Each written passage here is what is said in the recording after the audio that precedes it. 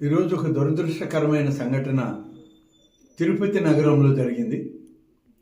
మరొక 24 గంటల్లో ప్రారంభం కాబోతున్నటువంటి ముక్కోటి ఏకాదశి ఉత్సవాలు శ్రీ వెంకటేశ్వర స్వామి సన్నిధిలో భక్తుల యొక్క తమ దర్శనార్థం ఎంతోమంది లక్షలాది మంది ఇవాళ తిరుపతి ఇవాళ రేపు స్వామివారి దర్శనానికి తరలి రావడం జరుగుతుంది.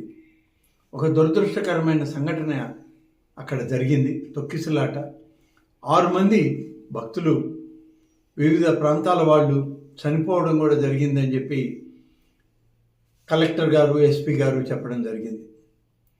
అన్ని రకాలుగా ఏర్పాట్లు చేయమని, భక్తుల యొక్క మనోభావాలను కాపాడడానికి భక్తులు అందరూ కూడా స్వామివారి దర్శనార్థం వారికి అన్ని సకల సౌకర్యాలను ఏర్పాటు చేయమని ఇప్పటికే ప్రభుత్వం, రాష్ట్ర ముఖ్యమంత్రి శ్రీ చంద్రబాబు నాయుడు గారు ఆదేశాలు ఇవ్వడం జరిగింది.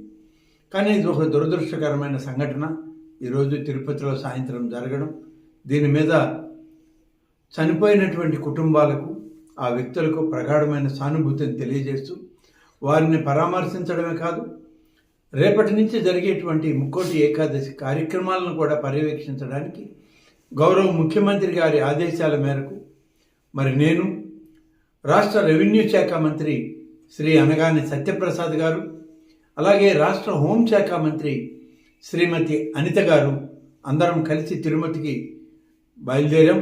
దారిలో ఉన్నాం. కొద్ది సమయంలో ఉదయం కంతా అక్కడ చేరుకునేటువంటి అవకాశాలు ఉన్నాయి. అందరం కలిసి ముఖ్యమంత్రి ఆదేశాల మేరకు ఈ యొక్క కార్యక్రమాలని పూర్తిగా నిర్వహించడం జరుగుతుంది.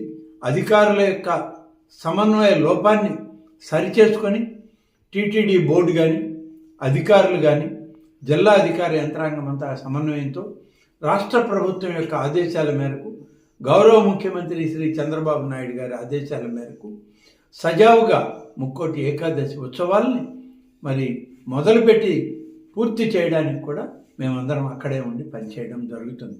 ఇప్పటికే ముఖ్యమంత్రి గారు ఆదేశాలు ఇచ్చారు.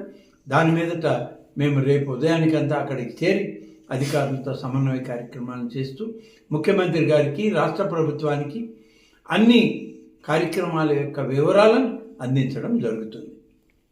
Thank you.